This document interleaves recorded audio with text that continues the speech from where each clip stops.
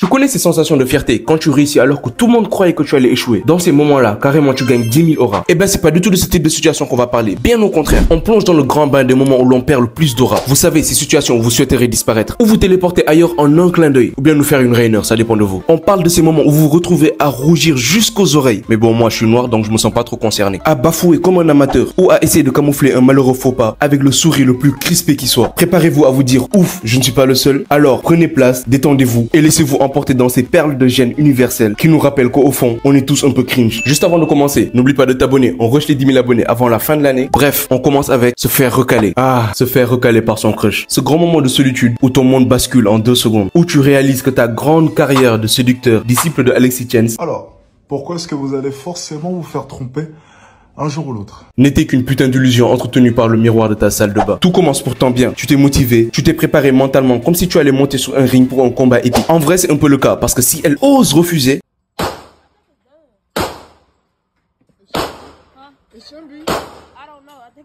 Aujourd'hui, je vais lui parler, je vais lui avouer mes sentiments. Tu te disais avec la conviction d'un héros de film. Tu visualisais déjà la scène, bien habillé, un sourire irrésistible et les papillons qui s'envolent instantanément autour de vous. Comme dans un Disney en gros. C'est clair, c'est ton moment. Mais dès que tu t'approches de ton ou de ta crush, tu perds tes couilles. T'es en train de perdre tes couilles, mon gars. Ta voix intérieure commence à te dire reste cool mec, parle-lui normalement. Mais en réalité tu es à 2 doigts de bégayer, comme un youtubeur qui se fait accuser de pédophilie. Je parle bien évidemment de Norman. Tes mots s'entremêlent et tu lâches un magnifique ça va, tu peux bien être ma petite amie? Bravo champion, tu ne pouvais pas faire pire que ça. Toute cette préparation mentale pour avoir moins de charisme que tous ces youtubeurs qui sont allés sucer KSNat. Oh my fucking gosh! This is the Eiffel Tower! Oh you fucking Bref, là c'est l'heure du verdict. Et ton crush avec un sourire parfait te balance la phrase fatale. Je te vois plutôt comme un ami. Ou pire, je te vois comme un frère. Allô? Allô, Sam?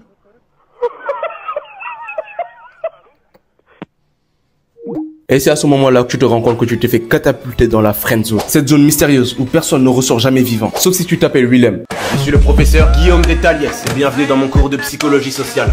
Ou comme je préfère l'appeler... Comment sortir de la friend zone. Tu essayes de sourire, de faire genre que tout va bien. Alors que intérieurement, c'est la panique totale. C'est comme si ton cerveau avait craché, tu sais, comme les vieux ordinateurs. Erreur 404, dignité non trouvée. Et il y a ce petit silence gênant où tu te dis peut-être que je pourrais encore sauver les meubles. Mais non, au lieu de partir en douceur, tu commences à lui dire ah ouais, trop cool, moi aussi je te vois comme une bonne amie. Really, nigga? What's the number? Sérieusement, depuis quand tu mens aussi mal? Même toi, tu n'y crois pas. Finalement, tu repars la tête haute, enfin presque, en te disant que ça pourrait être pire. Après tout, maintenant vous êtes amis, c'est mieux que rien. Et tu te dis que peut-être que dans 3 mois, tu pourras faire ton comeback. Et alors que tu t'éloignes, ton cerveau commence déjà à réécrire le scénario. Peut-être que si j'avais dit ça, ça serait mieux passé. Après tout, les meufs sont tous des putes. De toute façon, c'est sûr que je vais trouver mieux. Toi-même, tu connais toutes ces phrases de gros rageux là. Carrément, quand tu te fais recoller par une meuf, tu perds 10 000 auras. Et crois-moi qu'il y a pire que de se faire recoller par une meuf. Tu sais, il y a des jours où tu te sens invincible, prêt à conquérir le monde. Et puis, il y a ces jours où tu te retrouves vautré devant une foule comme un héros déchu. Comme ce matin où avec toute la confiance du monde, tu marches vers ta destination. Le sourire aux lèvres, pensant que tout est sous contrôle. Tu traverses la rue en mode décontracté quand soudain, le sol se met à jouer contre toi. Peut-être une petite pierre ou une bordure un peu trop haute. Quoi qu'il en soit, tu te retrouves à chuter dans un mouvement théâtral. Tu sais, le genre de chute qui ont l'air de se dérouler en slow motion. Avec ton pied qui glisse, ton équilibre qui vacille et tout ton corps qui se prépare à rencontrer le sol. Le pire, c'est que cette scène se déroule en plein milieu de la place principale où tout le monde est là. Les passants s'arrêtent et sortent leur téléphone pour immortaliser le moment. Comme si tu étais devenu la star de leur journée. Tu essaies de te relever avec dignité, mais chaque mouvement accentue encore plus ton humiliation. Tu fais le check de ton inventaire, pas de blessure grave, juste un ego sévèrement brisé. Le rire des passants résonne à travers ton oreille, tu as l'impression que tout le monde te regarde et te juge. Tu t'énerves contre toi-même, mais tu sais que ce moment fera partie des histoires à raconter et à raconter à tes amis pendant des années. Finalement, tu te relèves, le sourire forcé aux lèvres, comme si tu venais de faire une prestation de danse moderne.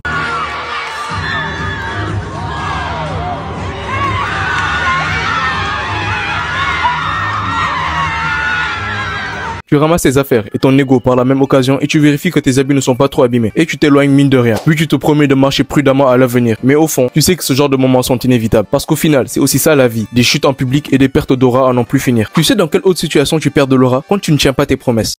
Le maillot que vous ne porterez jamais. Marseille. C'est une certitude, Allez l'OM! Tu sais, on a tous ce moment où on est plein de bonnes intentions, où on commence à promettre tout et n'importe quoi à n'importe qui. Oui, je vais venir te voir ce week-end, c'est promis. Je te ramènerai le bouquin dès demain, c'est promis. Je t'aiderai à déménager samedi, c'est promis. À ce moment-là, tu y crois dur comme fer. Tu es sûr que tu vas transformer ta vie en success... Success story. Mais la vérité, c'est que samedi arrive et au lieu d'être en train de porter des cartons dans les escaliers, tu es encore en pyjama assis confortablement devant ta série Netflix avec des chips dans une main et une glace dans l'autre. Et c'est à ce moment-là que tu commences à penser vaguement à ton ami que tu as laissé tout seul pour son déménagement. Bon, il va s'en sortir, hein. Tu te dis pour te rassurer. Et là, tu te dis que c'est le moment de commencer à préparer ton excuse bien rodée. Désolé mec, j'ai eu un truc de prévu à la dernière minute, mais je te promets que la prochaine fois, je vais venir t'aider. Mais au fond de toi, tu sais très bien que la prochaine fois, tu seras sûrement dans la même situation en train de te demander quelle excuse tu vas inventer. Le pire, ce sont les petites promesses familiales.